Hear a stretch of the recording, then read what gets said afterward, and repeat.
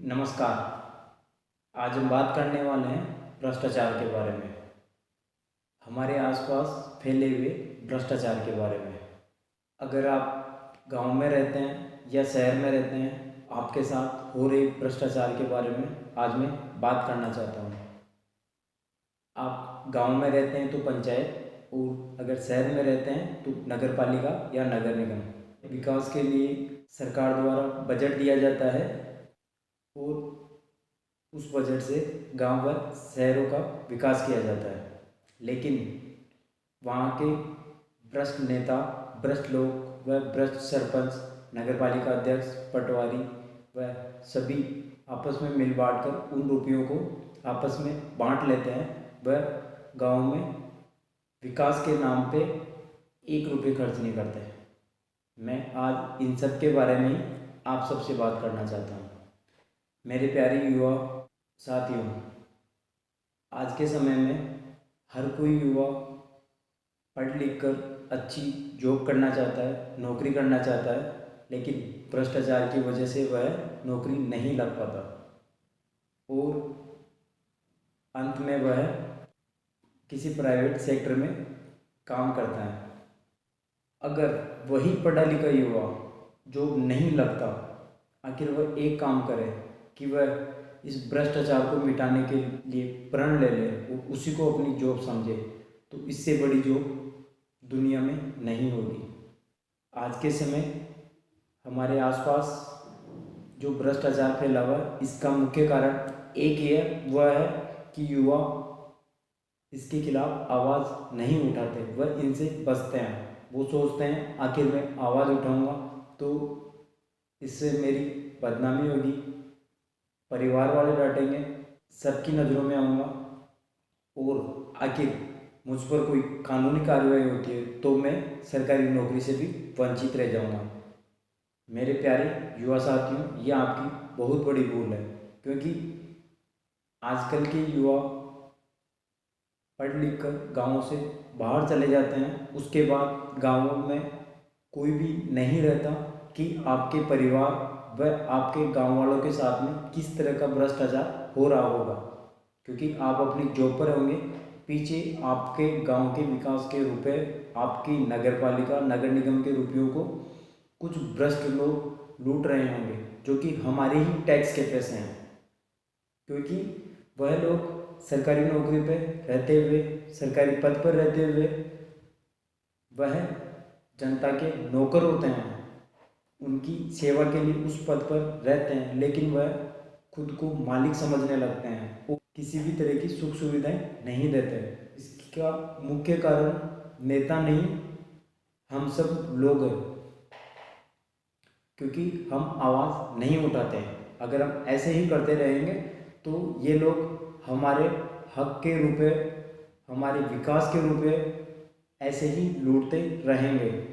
तो मेरी आप सभी युवाओं से हाथ जोड़ के विनती है कि अगर कोई भी सरकारी अधिकारी या कर्मचारी आपसे या आपके परिवार से कोई भी कार्य करने के लिए अगर रुपयों की मांग करता है, तो आप इसको अपनी सोशल मीडिया के ऊपर जरूर डालें, क्योंकि सोशल मीडिया की ताकत बहुत बड़ी है।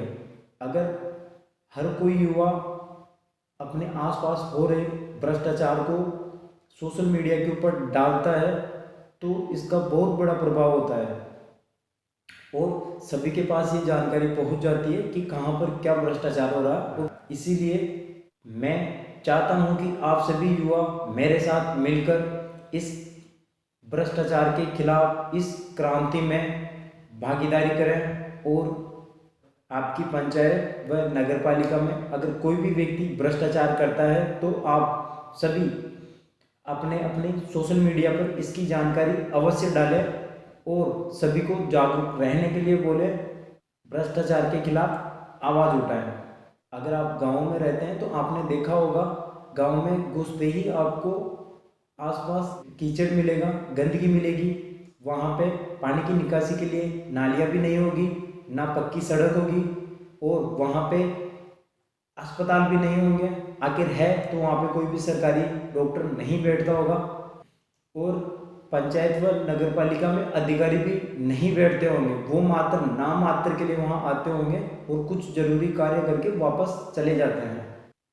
हम सभी युवाओं की ये जिम्मेदारी बनती है कि हम सभी अब इस भ्रष्टाचार के खिलाफ एकजुट होकर आवाज़ उठाएं और जो भी व्यक्ति आखिर कोई भी कार्य गलत कर रहा है, वह भ्रष्टाचार कर रहा है, तो इसकी आवाज़ उठाएं, अपने सोशल मीडिया पर एकजुट होकर इसको अवश्य डालें। जो भी भ्रष्टाचार कर रहा है वह सभी के सामने आए और उसको कानूनी तौर पर सजा मिले। और मेरे युवा साथियों, अब समय आ गया है कि हम सभी को मिलकर इस भ्रष्टाचार के खिलाफ आवाज़ उठानी पड़ेगी, नहीं तो ये भ्रष्ट नेता लोग ऐसे ही हमें लूटते रहेंगे, हमारे टैक्स के पैसे चोरी करते रहेंगे। इनको कोई हक नहीं है कोई भी कार्य करने के लिए, रुपए मांगने के लिए, क्योंकि इनकी जिम्मेदारी बनती है, इनको सरकार तनख्वाह देती है कार्य करने के लिए, लेकिन ये अपने निजी स्वार्थ के लिए रुपयों की डिमांड करते हैं।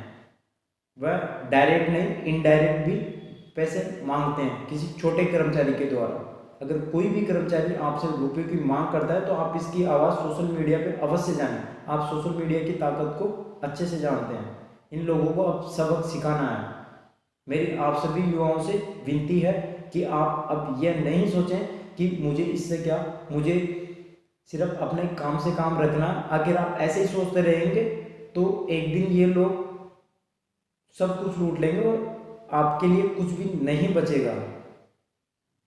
आपको याद होगा कि जब अंग्रेज लोग आए थे तो नाम मात्र के आए थे, लेकिन हम एकजुट नहीं थे, इसलिए वो हमारे ऊपर 300 साल राज करके गए। पिछले आज़ादी के 70 साल बाद भी ये लोग ठीक वैसे ही हमें लूट रहे हैं। बस अंग्रेज चले गए, लेकिन ये लोग अभी भी हमारे ऊपर ऐसे ही बैठे हुए हैं। अगर अभी भी हम लोग एकजुट नहीं हुए तो जो कुछ भी हमारे पास बचा हुआ है वो भी हमारे पास नहीं रहेगा। ये मेरी बात याद रखिएगा। हम सभी को मिलके हर भ्रष्टाचार के खिलाफ आवाज़ उठानी है, फिर चाहे वो छोटा हो या बहुत बड़ा हो। भ्रष्टाचार भ्रष्टाचार होता है।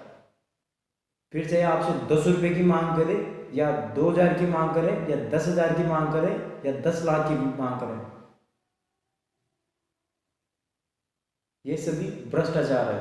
अगर आपके गांव में सड़क नहीं है, वह टूटी हुई है, खड्डे हैं, तो आप इसकी वीडियो रिकॉर्डिंग करके अपने सोशल मीडिया हैंडल पे अवश्य डालें। अगर आपके गांव में स्कूल है, वहाँ पे टीचर नहीं आते हैं, स्कूल जर्जर हालत में है, टीचर्स नहीं है, पढ़ाते नहीं हैं, तो आप अपने सोशल मीडिया हैंडल पे अवश्य डालें। अगर आपके गांव में कोई भी सरपंच, पटवारी, सेक्रेटरी या छोटा सफाई करने वाला कर्मचारी या नगर पालिका में नगर पालिका अध्यक्ष या कोई भी कर्मचारी आपसे किसी भी तरह की घूस की व रिश्वत की मांग करता है कोई भी कार्य करने के लिए, तो आप किसी से नहीं कहें, तो डायरेक्ट आप वीडियो बना के अपने सोशल मीडिया हैंडल पे अवश्य डालें, ताकि इन लोगों को सबक सिखा सकें। जब तक आप युवा लोग इसके खिलाफ आवाज़ नहीं उठाएंगे, ये लोग ऐसे ही लूटते रहेंगे और आप लोग नौकरियों की तलाश में ऐसे ही धक्के खाते रहेंगे। आपने देखा होगा, आप अपने डॉक्यूमेंट बनवाने के लिए या किसी भी वैकेंसी के लिए घंटों तक लाइन में लगे रहते हैं। कोई भी वैकेंसी होती है तो आपको ट्रेनों के अंदर 2 घंटे पहले जाके वेटिंग में टिकट करवानी होती है। एग्जाम देने जाते हैं, वहां पे 2 मिनट लेट या 1 मिनट भी लेट होते हैं तो गेट को अंदर से लॉक कर दिया जाता है। आखिर लॉक कर दिया जाता है तो आप भी प्रण लें कि आपकी नगर पालिका, पंचायत, स्कूल, कॉलेज, सरकारी अस्पताल व जितने भी सरकारी भवन है, अगर उसके अंदर कोई भी कर्मचारी 5 मिनट, 2 मिनट, 1 मिनट लेट आता है तो आप लॉक लगाएं। भारत का संविधान ये कहता है कि यहाँ पे सब लोग बराबर है, किसी को यहाँ पे स्पेशल ट्रीट नहीं कर सकते। आपने देखा होगा कि जब बच्चे पूरे 1 साल तक अपनी कंपटीशन की तैयारी करके जब आखिर में एग्जाम देने जाते हैं तो वहाँ पे मात्र 1-2 मिनट लेट होने की वजह से वह ट्रैफिक की वजह से वो टाइम पे नहीं पहुंच पाता, तो वहाँ से अंदर से लॉक कर दिया जाता है, उसकी पूरी साल की मेहनत खराब हो जाती है। तो फिर हम सब मिलकर इन भ्रष्ट नेताओं को सबक क्यों नहीं सिखा सकते? क्या ये देश इन लोगों का ही है? क्या हमारा नहीं है ये देश? क्या हम यहाँ के नागरिक नहीं है? क्या कानून नियम सब हमारे लिए है? जब स्टूडेंट कंपटीशन की एग्ज़ाम देने जाता है और वहाँ लेट हो जाता है, जब लेट होने पर गेट अंदर से बंद कर दिया जाता है, तो स्टूडेंट को भी यही करना चाहिए कि वह भी हर सरकारी ऑफिस में कोई भी काम करवाने जाए, अगर वहाँ पे कोई भी अधिकारी लेट आता है तो वह इसे अपने सोशल मीडिया हैंडल पे जरूर डालें। फिर आप वीडियो बना के, फोटो खींच के अपने व्हाट्सएप, इंस्टाग्राम, जो भी आप यूज़ करते हैं, फेसबुक, सब पर डालें। क्या नियम कायदे हम सभी स्टूडेंट के लिए हैं, युवाओं के लिए हैं, सरकारी ऑफिसर के लिए नहीं है? ये सब हमारी वजह से ही ऐसा हो रहा है, क्योंकि हम लोग आवाज़ नहीं उठाते हैं, एकजुट नहीं रहते हैं। अब समय आ गया है युवाओं की ताकत दिखाने का।